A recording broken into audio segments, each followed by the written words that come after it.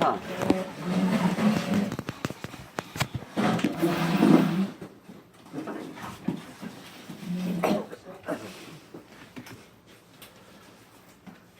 Chov Menachemov, is a very special day because we welcome to our Shochem play Rabbi and his wife Leah, Shcheim that just moved in here, Bruchim Aboyim,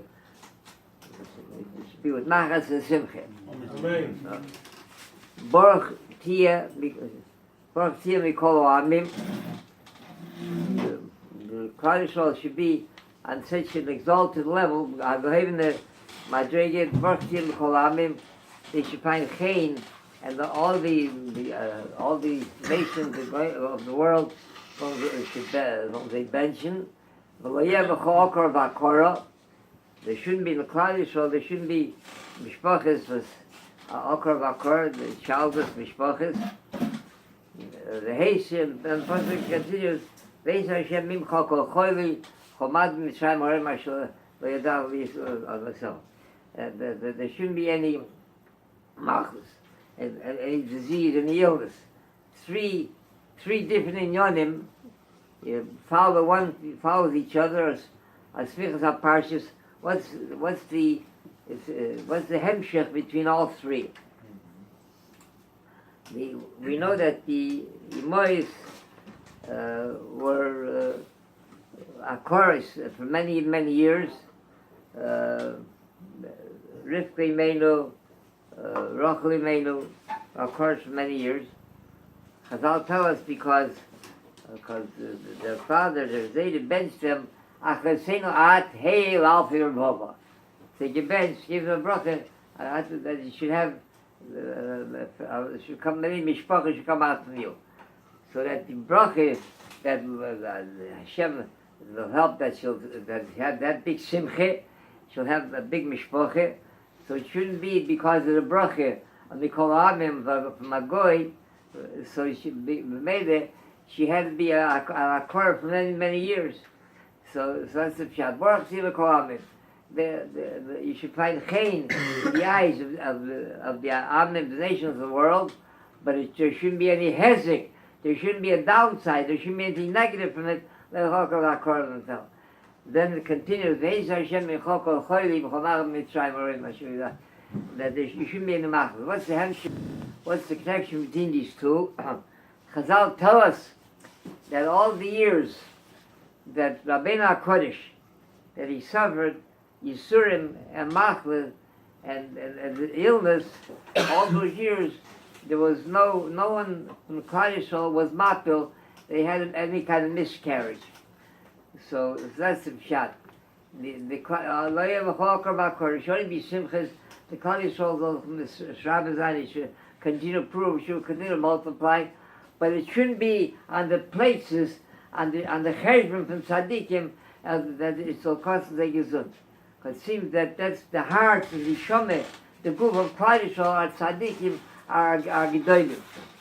So they share, and it's because of them that the Klal Yisrael exists and continues to exist the way it does. They sell over from the altar from Slabotke, from Muslim feet.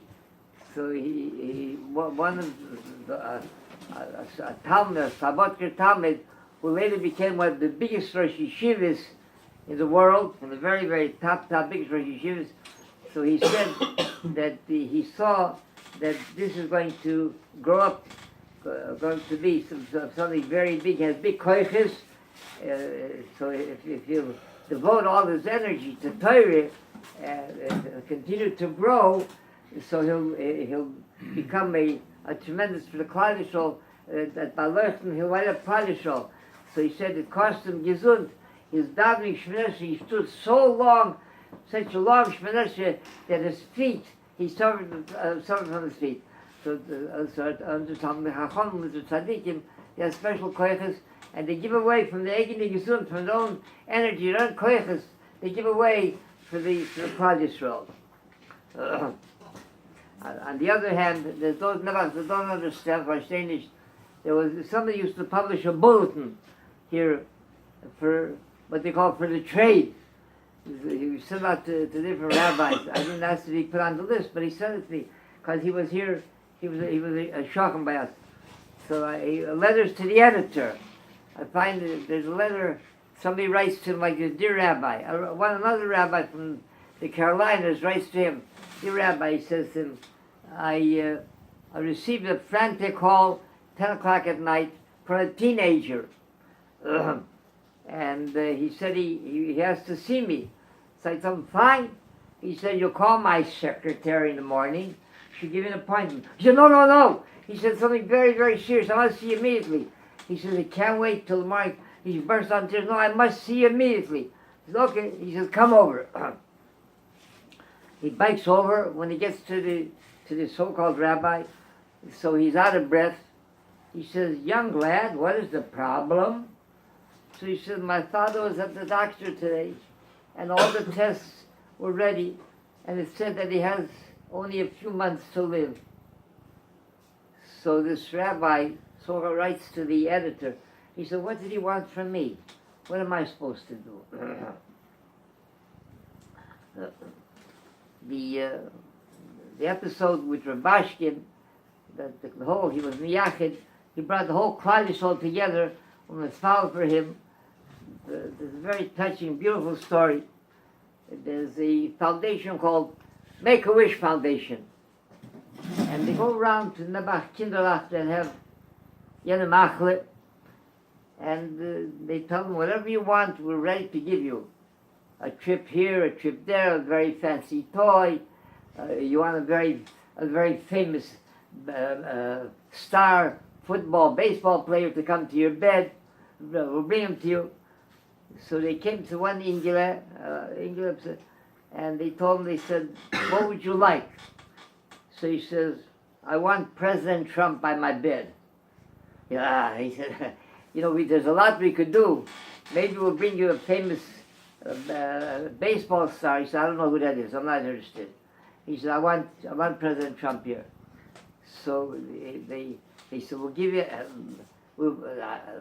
that's something we can't do. That's beyond our... So finally, the arguing, they came to a compromise. He'll write a letter to President Trump, and they'll guarantee him that the letter will be laid down on the president's bed, at the desk. So he writes a letter the following. Dear President Trump, Hashem put you at the head of this great country to help the Jews, and in particular to help one Jew, Rabashkin. He says, I daven for him morning and night. He says, I haven't got much time left. He says, I beg you to please do everything you can to see that he should be released. The letter was signed with tears than with ink. The letter found its way right on the president's desk, and just not shortly after it lay on his desk, his daughter came to see him, and I think a day later he was released. Kalan ben Akash Yoimer, Let's talk about Baruch Zaki says Yisrael, the bigger of the mitzvahs, Shenemar, Adnei Chavis Mantzit Koi, Yad Vel Torah V'Yadir.